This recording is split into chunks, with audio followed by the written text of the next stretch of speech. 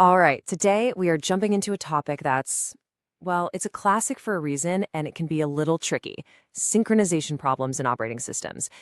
You ever stop and wonder how your computer is juggling like a million different things at once without just completely falling apart? Well, this is a huge part of the answer. Let's get right into it. So, to get us started, let me just ask you a question. Imagine you've got a bunch of different programs or processes, all trying to use the same thing, maybe the same file or the same chunk of memory, but there are absolutely no rules, no coordination. What do you think happens? You get total and utter chaos. Seriously, think about it like a kitchen. You've got one person trying to boil pasta, another's trying to bake a cake, and the third person just wanders in and turns off the oven to preheat it for something else. You'd end up with a mess, right? Burnt food, raw cake, and probably a big argument. That is exactly what happens inside your computer without proper rules. Now, in the world of computer science, we have some, more official sounding names for this kind of kitchen disaster. This chaos can show up as something called a race condition, or a deadlock, starvation, or even a live lock. These are the fundamental problems that synchronization is designed to prevent. Okay, so let's dive into our first classical problem. This one is called the producer-consumer problem, and the best way to get your head around it is to picture a simple factory assembly line. So on this factory floor, we've got three main players. First, you have the producer. Its only job is to make stuff. Then you have the consumer, and its job is to take that stuff and, well, consume it or use it. And in between them, you've got the buffer. You can just think of this as a conveyor belt or a temporary shelf that can only hold a certain number of items at a time. And this is where things can go wrong in two major ways.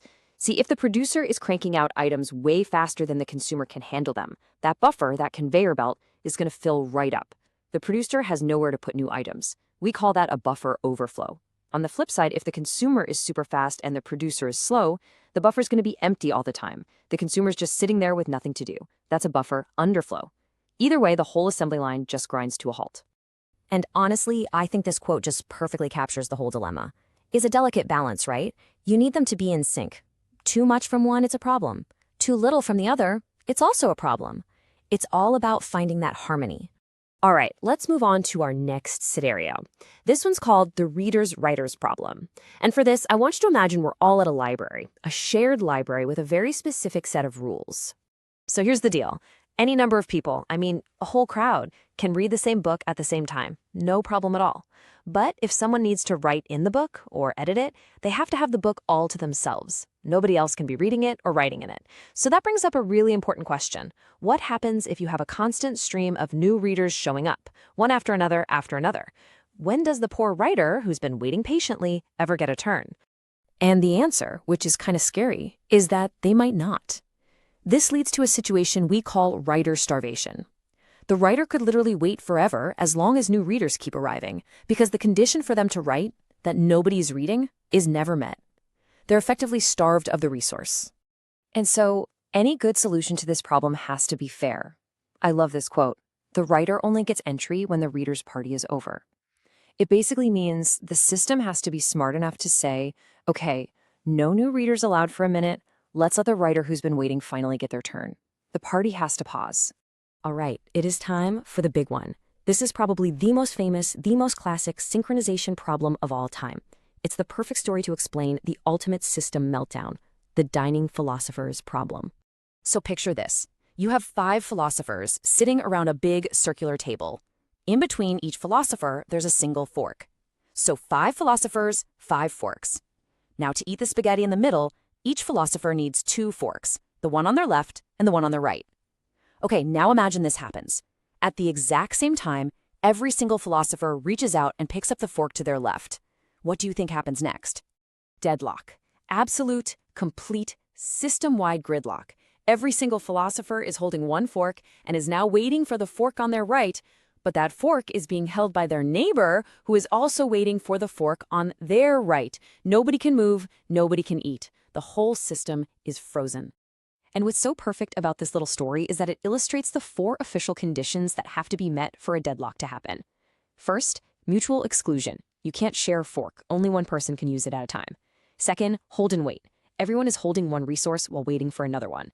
Third, no preemption. You can't just snatch a fork away from a philosopher. They have to put it down willingly. And finally, the real kicker, circular wait. Philosopher 1 is waiting for Philosopher 2, who's waiting for 3, and so on until Philosopher 5 is waiting for Philosopher 1. It's a closed loop of waiting. Okay, on to our final classical problem for today. This is the sleeping barber, and it's a fantastic little model for understanding how systems manage resources and waiting lines or queues. So here's the story. There's a barbershop, it's got one barber, and a few chairs for waiting customers. If there's nobody in the shop, the barber just goes to sleep. Now, when a customer walks in, if the barber is sleeping, they wake him up. If the barber is busy and there's an empty chair, the customer sits down and waits.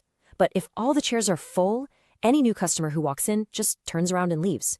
The trick is to coordinate all this so the barber doesn't sleep if there's a customer waiting, and customers don't wait if the barber is free. And this is just a brilliant analogy because it connects directly to how our computers work every single day. That barber? You can think of him as a CPU. When your computer has no tasks to run, the CPU doesn't just sit there burning energy for no reason. It goes into a low-power sleep mode, and it only wakes up when a new process needs some work done. It's the exact same principle. Okay, that was a whirlwind tour of the 4 big classical problems.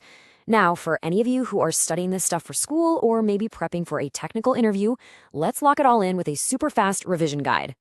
This table right here is your ultimate cheat sheet. If you remember nothing else, remember this.